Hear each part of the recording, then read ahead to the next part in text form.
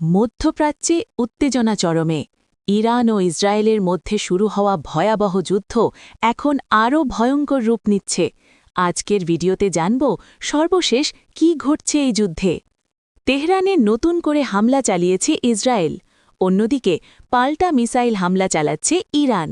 পুরো অঞ্চল এখন যুদ্ধের আগুনে জ্বলছে। সর্বশেষ তথ্য অনুযায়ী ইসরায়েল আজ আবার ইরানের রাজধানী তেহরানে বিমান হামলা চালিয়েছে। এর জবাবে ইরান একের পর এক মিসাইল ছুড়ছে ইসরায়েলের বিভিন্ন শহরে।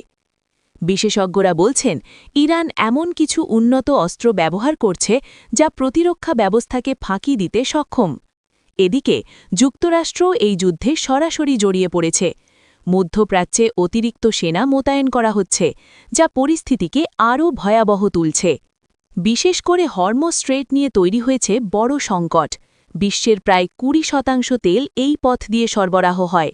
যদি এখানে বড় যুদ্ধ শুরু হয়, তাহলে পুরো বিশ্ব অর্থনীতি ভয়াবহভাবে ক্ষতিগ্রস্ত হতে পারে। এই যুদ্ধের প্রভাব শুধু মধ্যপ্রাচ্যেই নয়, বরং পুরো বিশ্বে ছড়িয়ে পড়ছে। তেলের দাম বাড়ছে, গ্যাস সরবরাহ কমে যাচ্ছে এবং সাধারণ মানুষের জীবনযাত্রার খরচ বেড়ে যাচ্ছে। সব মিলিয়ে পরিস্থিতি এখন অত্যন্ত উত্তেজনাপূর্ণ। যে কোনো সময় এই যুদ্ধ আরও বড় রূপ নিতে পারে। সর্বশেষ তথ্য অনুযায়ী এই যুদ্ধ এখন শুধু ইরান ও ইসরায়েলের মধ্যে সীমাবদ্ধ নেই। মধ্যপ্রাচ্যের আরও কিছু দেশ এই সংঘাতে জড়িয়ে পড়ার আশঙ্কা তৈরি হয়েছে। বিশেষ করে ইরানের মিত্র গোষ্ঠীগুলো সক্রিয় হয়ে উঠছে।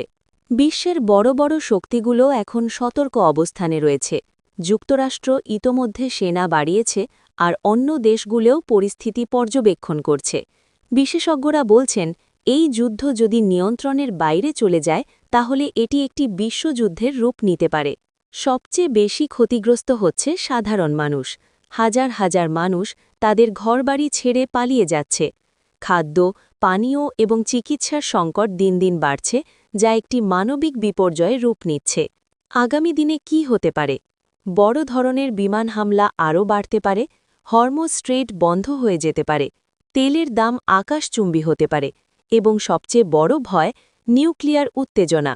পরিস্থিতি খুব দ্রুত পরিবর্তন হচ্ছে, তাই আপডেট পেতে আমাদের সাথেই থাকুন। পার্ট 3-তে আমরা দেখাব এই যুদ্ধ থামানোর কোনো সম্ভাবনা আছে কিনা।